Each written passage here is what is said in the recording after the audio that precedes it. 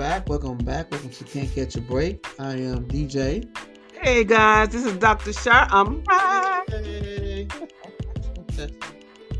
Hey, this is episode 2. I did episode 1, and now we're going to do episode 2. We're discussing grief, and I was giving out information on the 5 stages of grief. And we know that on episode 1 we talked about denial and isolation, and which is number 1, and number 2 is anger, which is the stage that I was in. Yes. I'm just dealing with anger, but the Bible tells us to be angry and don't sin. Be angry and don't sin. Yes. In other words, be angry and don't be disobedient to God's law. And so, And the next one will be bargaining. today we're going to start with bargaining. Yes. And Mr. DJ, if you can just give our audience some information on bargaining. Okay. And moving through anger with the intent on still finding a way to get out of control of this situation and loss of another stage. Grief involves bargaining with ourselves. At this point, you are struggling to find the meaning for what happened. It may also involve reaching out to others to tell your story about what happened and how it makes you feel. This mental negotiation strategy typically involves some types of if only statements. For example, if only we had gone to the doctor sooner, or if only I had stopped my son from driving that night. There are so many if only statements that depends on your individual loss. Why bargaining doesn't work. This bargaining is a way to address or reconcile the pain from the loss. However, this is a double-edged sword because these mental negotiations often end in guilt. Each statement puts the blame on ourselves. If we had done something different, then the person we love will still be here today. We wouldn't have these emotions. The reality is that none of these statements or even actions could even have made the difference in saving your loved ones. However, it's part of the process. We have to go through during the grieving process. How to negotiate the bargaining stage. There are some things we can do to get through the bargaining stage. First, tell yourself that this negotiation project is a normal way to deal with the trauma of loss. Temporary escapes are positive, a mechanism that can stimulate the healing process and move you forward. In fact, doing so may even help us get through some of the most difficult periods after the loss, like the holidays. Bargaining is also the first sign that you can be ready to accept and hope. Sharing this negotiation process out loud also helps. Tell your friends and family that you know you can support you, that they can support you. Or if this doesn't feel comfortable, support groups or a counselor where there is a less familiarity can also be good outlets for sharing these thoughts. All right, bargaining, Ms. Johnson. Well, bargaining. Okay, now when I first read up on this stage of bargaining, I felt like I'm not sure if this is the right word for when you're going through a grief. I mean, I'm going to think of another word that I can use in place of bargaining because I don't like that word. I can't relate to that. Bargaining. I can't relate to that word. So it sounds like this is the stage where you're trying to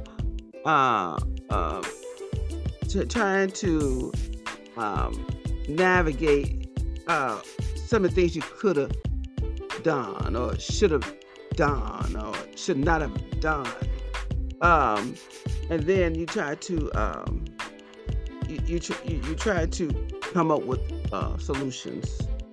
Oh, if I had done this, then this wouldn't happen. If I had done this, then this could have happened. And And so you get into this vicious cycle of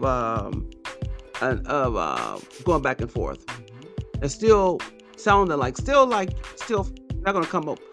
You're not gonna really come up with a good resolution. That's what I take away from that. I mean, because of my faith, let me go to that direction. I believe that the life can that life is breath of life comes through God. Okay, and God is the one that takes away that breath. Now, situations around that can impact that person's life and shorten that person's life. I do believe a person's life can be shortened at the hands of man, at the hands of people, at the hands of an incident or a tragedy. I believe that life can be shortened. Yes. So there are people that, in my opinion, that are responsible for that. Yes, it You is. know, people over there in different countries with wars. Innocent people lives are being Take it away. taken. So there are people, in my opinion, that are at fault for snatching or taking your loved one's life before it's time. Yes. I do believe that. But in so doing, and I believe that justice should be made. I believe that you should seek out justice if you find out that your loved one has suffered undue. Their life was shortened because of something happening in the hospital or at the hospital, or if there's any way to seek out justice, I think that should be done. Yes. So when it comes to that, bargaining, And I want to say this too, that because we live in a life where things happen. Okay, where it comes to a point where sometimes you're not going to be there for a person. I was reading about a person driving a car and all that, and we see when God's ready to take someone from this earth, when your time, I don't care who you are, when your time comes, when God calls you home, He calls you home. We got to look at that too. And then some people say, it was reading here saying they're blaming, if I'd have been there, if I'd been there, And in some cases, when it's your time, when God calls you home, you can't. God knows He's the creator of the earth. He decides. But in some cases, because of humans, we're not perfect. Okay, so we do make mistakes. Okay, and sometimes life can, and they do make mistakes. That's why we got the law. Okay, from the natural side, we have the law. Right. The law says, no one is above the law. So when there's anything that's going to be, a lawsuit, like I said, Negligence or something, then guess what? Innocent to prove guilty in the court of law. That's the law. So those things happen. People make mistakes. And the thing is, like I said, as long as we put our trust in God, as long as we know that there's a God that can see us through everything, and like I say, if it ain't God called us home, okay, we ain't going nowhere. Okay, but because of the accidents, people can get accidents and things happen. Sometimes we look at this, God may have you on the earth for a certain time, and then that's what He does. Just like flowers, when they don't get water, what happens? They go, but they don't grow. They don't get water. Just like God, after the water is gone, God picks them out. Just do some demonstration. So we do have to look at things and bargaining. That bargaining goes both ways. When some instances, some people, they do stuff because of uncaring, unloving toward people, toward humans. When it comes to the wars and stuff that you was talking about over there about people's lives, children's lives, and wars of innocent people. We can feel guilty. I mean, that's the thing about this, about bargaining, is to help try to eradicate guilt, this is like putting guilt on yourself. Basically, a lot of things. Like, I could think about a lot of things if I want to go back into life. Even in child abuse, a parent may lose a child because of their addiction or whatever, and then the child is put into a foster home. Then their child's life is snuffed out Yes. early, Yes. or that or maybe so there are things that we can say, if I could change this, Yes. if I could change that, I believe that their life would have been better. Yes. You stepped in. And so why didn't I do this? And so then you start beating up yourself with that situation. In situations like that, which is probably more likely felt than others might express. Would you do a situation like that? I'm gonna tell you, because of that guilt can eat up at you so bad until you will find yourself starting to use other things to cope with the feeling, cope with the pain. Yes. So that's where, for me, what I will share with the audience is that's where your faith plays an important part in your life. Yes. Pain is real, and I know you can go seek a physical therapy. I mean, a therapist. You can go talk to a counselor.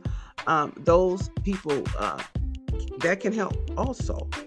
Okay, but when you tried all those things and you still seem like you are bound, and you still stuck, and then you still got anger, because anger will build up, resentment will build up, bitterness will build up, and there's nothing good that comes out of that. Yes.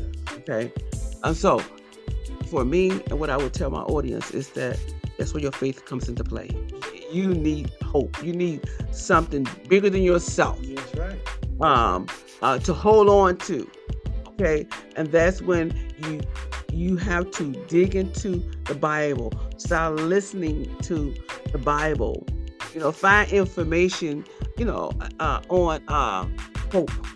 Find information on guilt. How to deal with guilt. How does the Bible say? How do I deal with this guilt? How do I deal with forgiving myself? Those are things that you have access to. If you have a cell phone, internet, Google it, search it. Okay, you can be proactive about this and get the information you need for yourself. Okay, we don't have to go to the library to go through encyclopedias. You got your cell phone right in your hand. You got the internet. Search it out, Google it, get that information. Yes. Okay, these are just things that you can do. You don't have to suffer. You might feel that you might be in this position now. You might feel like that's where I'm at. I can't seem to let it go. Every time I try to let it go, it's back. I see images in my head. Yeah. I hear things in my ears. It's recycling back and forth in my head. I can't seem to shake it. Like I said, once you sort out the physical, the clinical, and talk to a counselor and talk to a therapist, then that's when you have to get spiritual. You have to start building up yourself spiritual. You need help from a higher being. That higher being that I'm offering to my audience is God. God the Father, God the Son, God the Holy Spirit.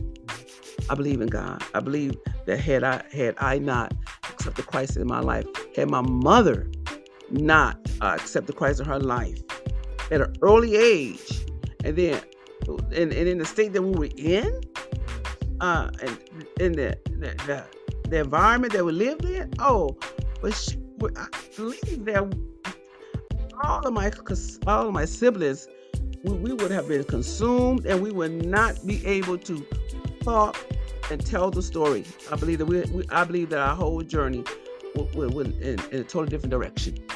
I really do. Because I've saw families' lives that have gone in a different direction because they did not have something to hold on to, hope to hold on to, and assembling yourself around a body of believers. So anyway, I'm too long on that one. So there's more to that. Like I said, okay, number 4, we got to wrap this up. Depression. Depression is serious. Okay, let me read the depression here. Across the waves of anger and rationalization comes a deep sadness that is difficult to shake. Yeah. That long-lasting sadness is known as depression. There are a few types of depression that originate from grief. Mm-hmm. The first one, reactions to the loss, Mm-hmm. which exhibits is a self-paralyzing sadness, regret, and worry. The second type of depression is what we go through when dealing with the loss head on and looking for a way to move forward. Mm-hmm. During this stage, you may also want to return to that environment of isolation. Right. You may feel overwhelmed, helpless, so you just want to step away from life and reality, hiding under those covers in the bed from the world. Coping with depression is the most important for you Mm-hmm. as the person suffering from the depression, and for those around you to understand that depression is not a sign of mental illness. Instead, it's a response to a great loss that's left you with a void in your life. Therefore, depression is a normal and also part of the healing process. Having said that, there may be others around you who mean well, but tell you that it's time to move on, or that you should just get over it already. Do your best to ignore these recommendations. There's no time frame for feeling, and therefore no reason to suppress those emotions. Although some people may decide to take medication like antidepressants, it is important for you to seek help from a grief counselor and learn about how the benefits and the risks of doing so before making a decision. Consider other activities that may help diminish your depression, such as exercise, creative pastimes like painting or music or community service. However, if your depression has impaired you from functioning at all, you cannot carry on with life as you know it. This is time to get professional help. You don't want this depression to consume you and then leave those around you with the same grieving process you are experiencing. All right, depression. Yeah. Hey, guys, that's a good topic. That's a good one. What I heard from this particular stage is that it's not this depression in this particular case is not mental illness. Your response to that. I mean, where you want to when you feel a deep feeling of sadness, okay, sorrow, okay, where you just want to isolate yourself. But then here, it giving you things that you can do, okay. So basically, depression during grief is normal. I mean, you're gonna have that feelings of deep sorrow. Come on, let's be real about this. That's right. Feel deep sorrow. You're gonna feel. I mean, I'm gonna be honest. I feel sometimes it hit me so in the pit of my stomach until I have to it just feels like pain. It's just like, oh, I just want to fall over and just cry and just give just the sorrow and the pain just sometimes just hit me, and then I have to tell myself I got to control this. I have to control this. I have to not allow myself to cry to the point where it triggers anxiety. And that's the thing about that too. Crying is part of the process. Yes. But for me, I monitor it because it can get me to a point where I can cry and it hits me in the seat of my stomach till I just want to fall and then it seems at that point it's out of control. You can't control it anymore. Yeah. And so when it gets to that point when it's triggering like that, I do self-talk to myself. Okay, Charlene, let it go. Stop. Because I can tell when it's about to take me into a different place. A place of uncontrolledness. I can tell. So that's one of the things you got to do, my dear people. You got to be able to see when it's about to trigger something anxiety is, you don't want it to trigger that anxiety point. So when I feel it's like it's about to get uncontrollable in my stomach and then it's just moving, then I immediately, it's like a red flag for me, and I cut it. I do self-talk in just a little short time. Yes. Self-talk. Yes. And stop. And If you need to talk to someone, Yeah. about it, talk. If you need to seek counseling, seek counseling. Yeah. If you need to get out and get some air, and Get some air. community service, go paint. Do it. Do it. Get out. Do it. You don't need to be balled up No. in a corner. You need to get out. You have to, because this is serious. And as Dr. Char was talking about, how you just say, talk to yourself, self-motivate yourself. Okay, that's that, and that'll help. I just want to, and the next one is acceptance. Acceptance. Reaching the acceptance stage of grief does not happen to everyone who grieves. If the death was sudden and unexpected, Right. or denial or anger never passed, acceptance will not come. It is important to note, though, that acceptance for those who experience it does not appear as happiness, and an individual is also not accepting that the loss is okay. Instead, they accepted the reality of their loss, and they cannot change that reality, replacing denial, anger, anxiety, and depression.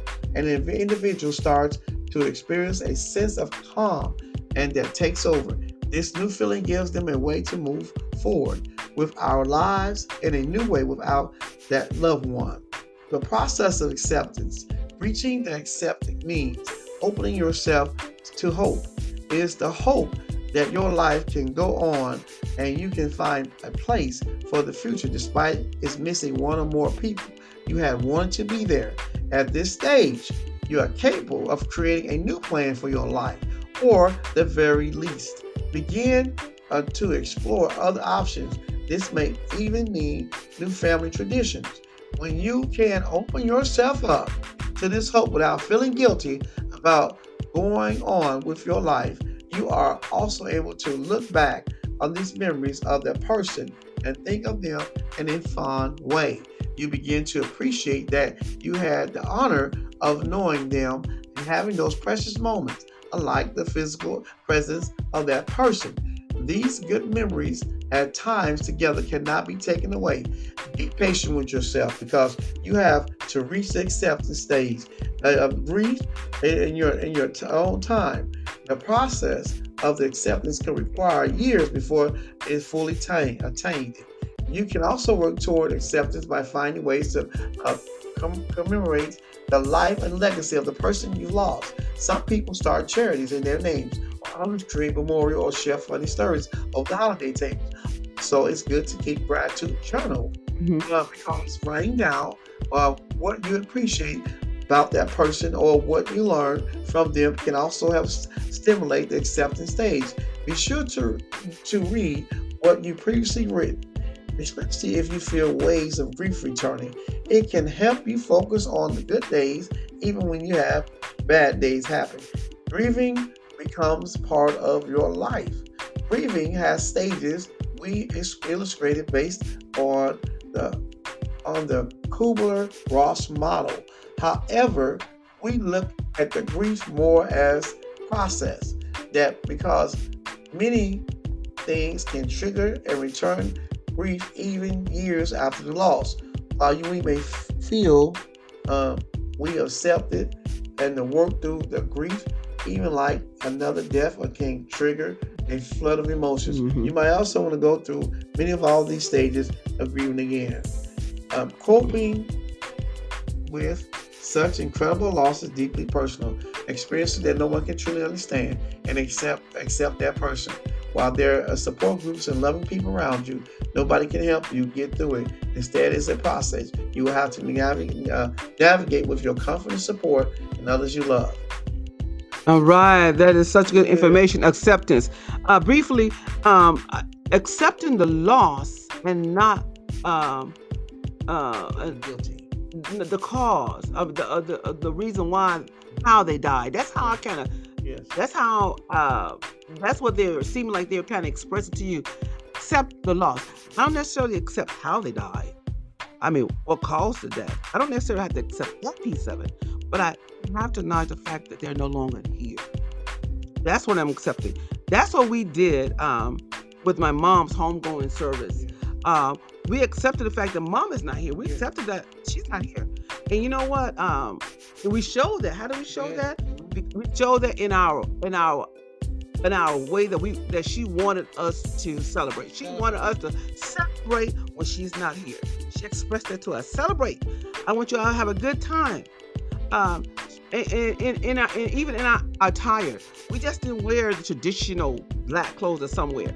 We were colorful. We chose colors that mom loved. Her favorite colors was pink,